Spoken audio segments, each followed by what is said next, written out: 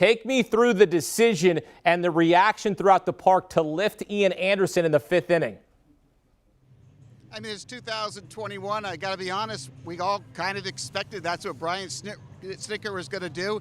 That's what he did in the series with the Dodgers. I mean, he wanted Anderson to go 5, and then his blueprint coming into the game was simple. Minter's going to pitch the 6, Jackson the 7, Matzik the 8, and Smith the 9. That's how they beat the Dodgers, and that's how they intend to beat the Houston Astros. Now, from my perspective, I wanted Anderson to go out there in the 6th inning, not because he had a no-hitter, but because I'm worried about the bullpen innings for the Atlanta Braves, especially in the next couple of games here in Atlanta. So that's what I'm worried about.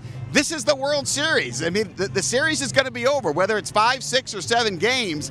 If Anderson pitches again, it'll be in Game 7. And so for me, I wanted him to eat up 1 more inning, maybe 2, because I think that would have helped them, give them a better shot of winning the next 2 nights when the bullpen is going to be so important. They don't even know who's going to start the next 2 ball games for them. We know that Drew Smyly and Kyle Wright are going to get some innings here, but that was my biggest issue with being lifted. Not that it was after 5 with a no-hitter, but I thought they would have been smarter to eat up another inning to save that bullpen at least another inning for the future games. Well, it's always the case of, right, if you're the manager, you're Brian Snitker, it works out for you, right? But let's say the Astros had come back and scored some runs, then you're getting second-guessed all night long. And I'm sure he's getting second-guessed anyway, but it worked out in that situation for him. So it's beneficial for him in that situation that he has the bullpen to go to, those 4 guys that shut it down.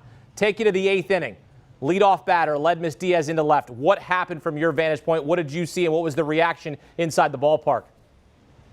Well, Eddie Rosario's got to catch that ball, and he's got to call off Dansby Swanson. That's the problem, that he didn't do that. So Dansby was going out to left field to catch it. Rosario was coming in, but that ball, Eddie's got to say, I got it, so that Dansby can swerve to the side, and Rosario comes in and catches the ball. It's an 85% probability that ball gets caught. According to StatCast, for me, it was 95% that ball's got to be caught. And again, call off Swanson, because you could see when he came in at the last second, he looked ahead and saw Swanson. I think that's why he didn't come in any faster to get the ball. Well, I want to bring up also the fact that you're right. The communication has to be there in that situation, because that was just disappointing from a baseball fan's point of view. You got to have that in the situation. We saw the dugout react to it. They couldn't believe that situation happened, that the ball dropped in. Nonetheless, it's a 2-hit shutout for the Atlanta Braves, and the guy calling the game behind the home plate, Travis d'Arnaud, and he is homered now in back-to-back games. Talk about what an impact he has made for this Braves roster, specifically now here in the World Series. Yeah, he's been huge here in the World Series. And, you know, the thing that he doesn't get talked about enough is how good he is at putting down the fingers. The pitchers absolutely trust him. He is really good at calling a game, and it really showed up in this game. There's no doubt in my mind. And then to be able to hit that home run there, I'm not sure if he doesn't hit that home run there, I'm not sure the Astros don't come back and tie it in the 9th inning. That extra run, I think, gave the extra confidence that Will Smith needed when he went out there in the 9th inning. Other thing I want to mention is that double by Austin Riley early in the game to score their first run. We talked to Austin right after the game, and it was very interesting what he said. He said he was really fooled on the pitch by Luis Garcia. It was an off-speed pitch. He was way out in front. But he said what he always tries to do is hit the ball up the middle, and he said if he hadn't tried to hit the ball up the middle, he wouldn't have been able to pull it down the left field line for that huge double in the first run in that ball game. Yeah, he has been clutch for them as well. That was the 5th game time or go-ahead hit this postseason for Austin Riley. And a lot of their guys coming up clutch. Austin Riley, Travis d'Arnaud, some guys. This roster has been incredible. Of course, we've talked about what Alex Anthopoulos did at the trade deadline throughout the season to bolster this roster with the losses of Marcell Ozuna, Ronald Acuna Jr., Mike Soroka, and then, of course, the latest injury with Charlie Morton. And now this team is just feeling inspired at this point when you have an outing like the one they did, a 2-hit shutout as the Braves.